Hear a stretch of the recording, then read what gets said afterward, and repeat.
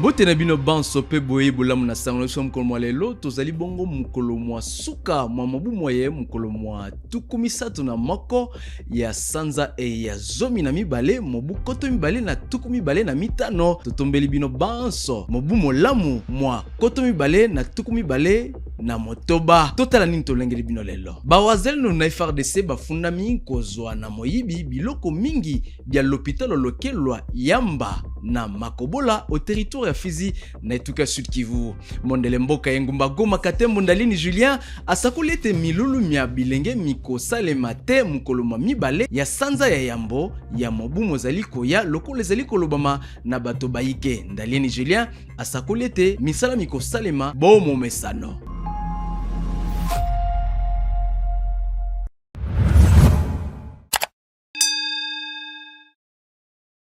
Mbote lisusu na bino banso. Na otikolo bango, bawazalendo na FARDC bafundami kozwa na moyibi biloko mingi bya l'hôpital lokelwa Yamba na Makobola au territoire Fizi na Sud Kivu kolanda sango eyetozwaki basi basusu bazwamaki na makasi obisika bina. Le centre de santé d'Yamba à Makobola dans la zone de santé de Nundu, secteur de Tanganyika, territoire de Fizi, en Sud Kivu, a été pillé le 30 décembre. Selon des sources concordantes, les FARDC et le milicien Wazalendo seraient responsables de ces actes. Outre le pillage, deux cas de viol ont été signalés, déplorent des acteurs de la société civile qui ont souhaité rester anonymes. Il y a une situation incompréhensible à Makobola entre les Wazalendo et FARDC. Le cas de pillage et violence sont répertoriés depuis hier et aujourd'hui à Makobola. Selon les sources sur place, ces actes sont commis par le FARDC et le Wazalendo, a déclaré à Kivu Monde Post, un membre de la société civile sous couvert d'anonymat. Il est difficile de connaître le bilan exact de femmes violées.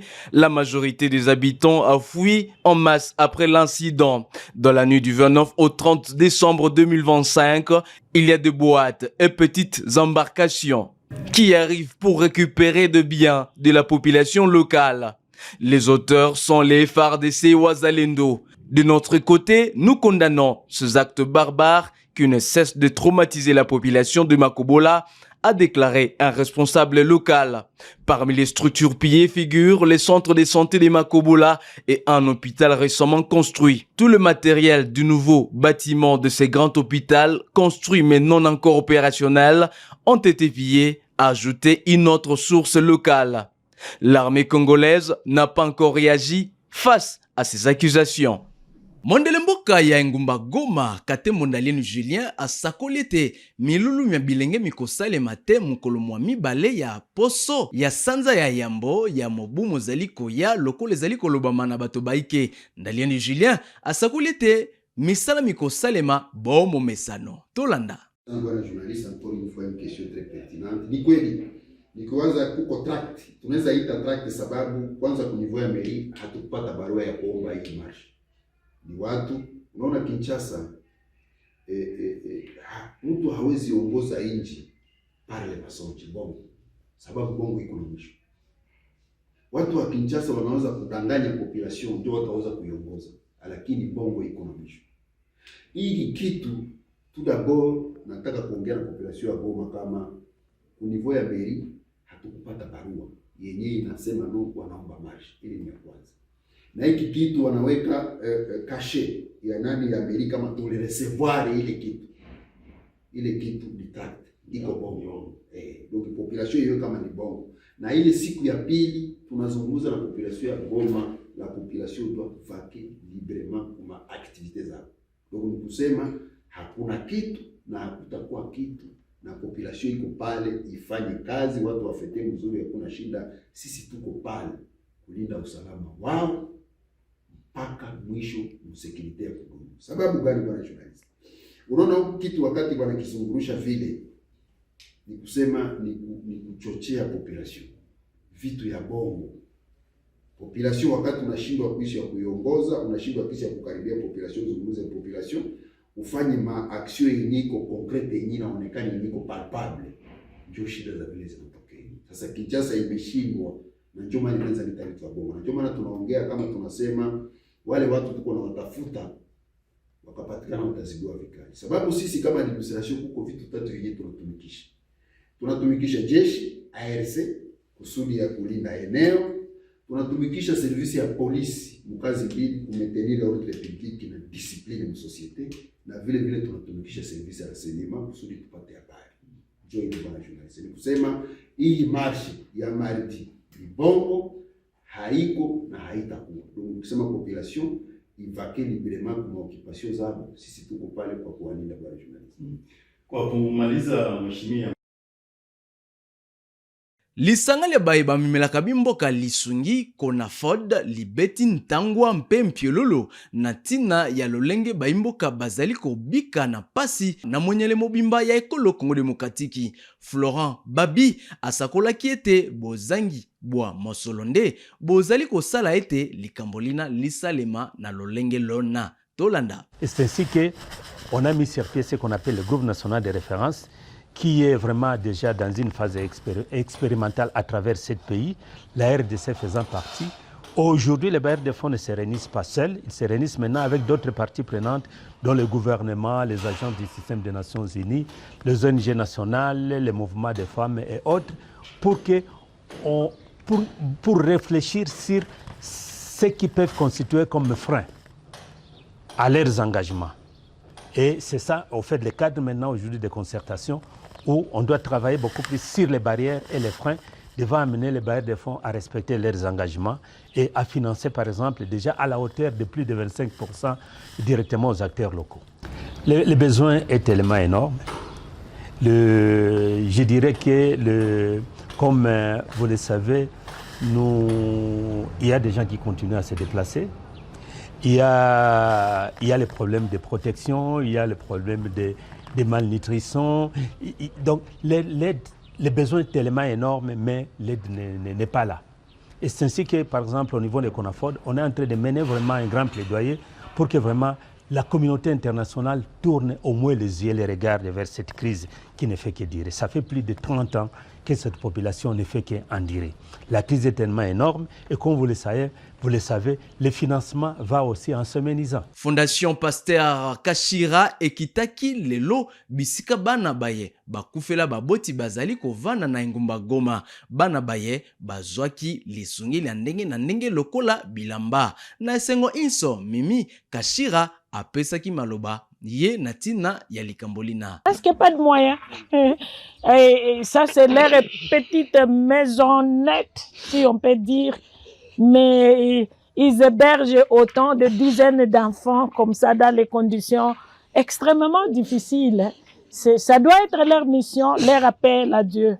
Et je suis émerveillée de faire partie de cette famille Sophie Center. Et de rencontrer les belles filles, les beaux garçons, comme Foura, Elena, et Glorieuse, et les autres. Et j'ai pris pour ces enfants, pour que Dieu leur change l'histoire de leur vie, qui leur donne une histoire et qui est vraiment glorieuse. En grandissant. Les Congolais de la diaspora et ceux de Goma en particulier, regardent, quand vous allez voir vos enfants se plaindre, parce qu'ils ne veulent pas manger ceci, ils ne veulent pas manger cela, ils font les tantrums, parce que ils veulent ceci, ils veulent de nouveau ceci et nouveau cela. Il faut voir ces films et voir les enfants ici. Faites montrer à vos enfants l'histoire des autres enfants ici à Goma. Regardez ces vidéos, quand vous nous suivez, regardez ces vidéos avec vos enfants qui souvent complainent. Ils se plaignent à cause de tout. Ils ne veulent pas ceci, ils ne veulent pas ça, ils ne veulent pas ce genre de chaussures, ils ne veulent pas ce genre d'habillement, ils ne veulent pas manger, ils veulent le McDonald's, ils ne veulent pas de Tim Hortons, ils veulent ça, ils veulent ça. Regardez ce film avec vos enfants pour que vous puissiez ensemble dans vos familles avoir de la compassion. Demandez à vos enfants de supporter ces enfants ici, avec leur les souliers, les habits, il y a les sacs scolaires. Tout est nécessaire ici, tout est en demande ici. La nourriture, n'en parlons pas. Le frais scolaire, je demande à la diaspora, il y a des enfants ici, s'il vous plaît, diaspora de Goma, il y a des enfants ici à Sophie Center. Et priez pour Foura parce que on voit le degré du traumatisme. Nengumba kolozi otuka ya Lualaba bakonzi ba etukaina babandisi mosala miako landela na bokebi bonso misala miamakele. Tolanda bolebo sango eye.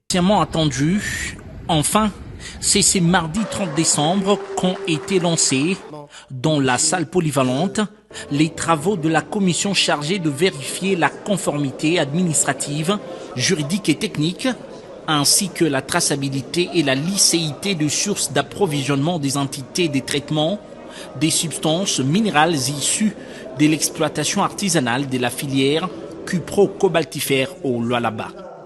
Ceux-ci interviennent après une vague de désinformation sur la toile concernant l'arrêté du 26 décembre pris par le ministre national de Mines.